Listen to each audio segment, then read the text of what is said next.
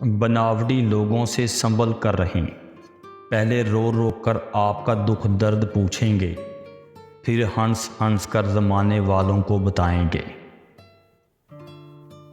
دل میں آنے کا راستہ ہوتا ہے، جانے کا نہیں، اس لیے انسان جب دل سے نکلتا ہے تو دل توڑ کر نکلتا ہے۔ ادب انسان کو اخلاق کی بلندیوں تک لے جاتا ہے، لیکن علم نہیں، کیونکہ علم تو شیطان کے پاس بھی بہت تھا مگر ادب نہیں تھا۔ اپنی طرف سے بھرپور کوشش کیجیے، سخت محنت کیجیے، طریقہ صحیح اور جائز اختیار کیجیے، دعا کیجیے، پر امید رہیے اور نتیجہ خدا پر چھوڑ دیجیے۔ جو شخص تمہاری نظروں سے تمہاری ضرورت کو سمجھ نہیں سکتا، اس سے کچھ مانگ کر خود کو شرمندہ نہ کرو۔ میری زندگی میں آنے والے تمام گھٹیا لوگوں کا بھی شکریہ، جن سے میں نے یہ سیکھ لیا کہ مجھے ان جیسا نہیں بننا۔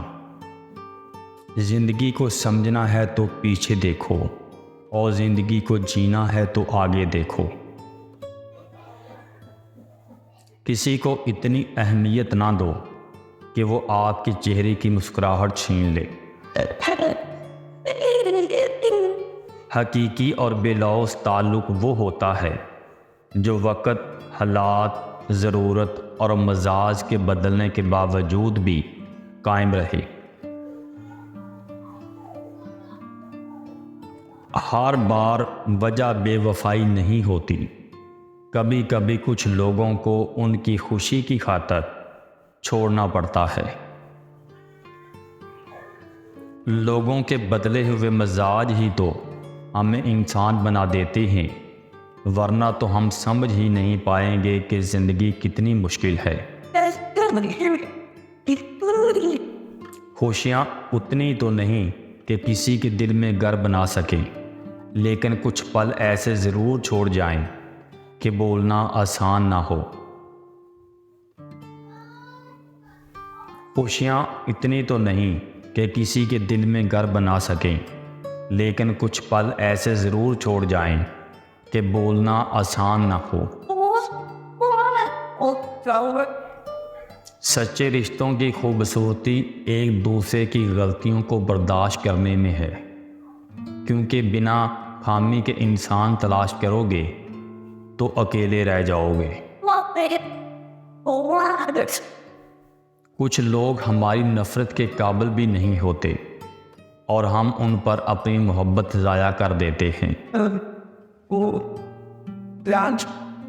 انسان کو اس کی برائیوں سمیت قبول کرنے والا ہی اس کا سچا دوست ہوتا ہے، کیونکہ خوبیاں تو دشمن کی بھی متاثر کرتی ہیں۔ بیوقوف سے بحث کرنا دراصل یہ ظاہر کرتا ہے کہ بیوقوف ایک نہیں دو ہیں۔ اپنے جذبات کچل کر دوسروں کے جذبات کا احترام کرنا، یہی وہ منزل ہے جہاں انسانیت تکمیل پاتی ہے۔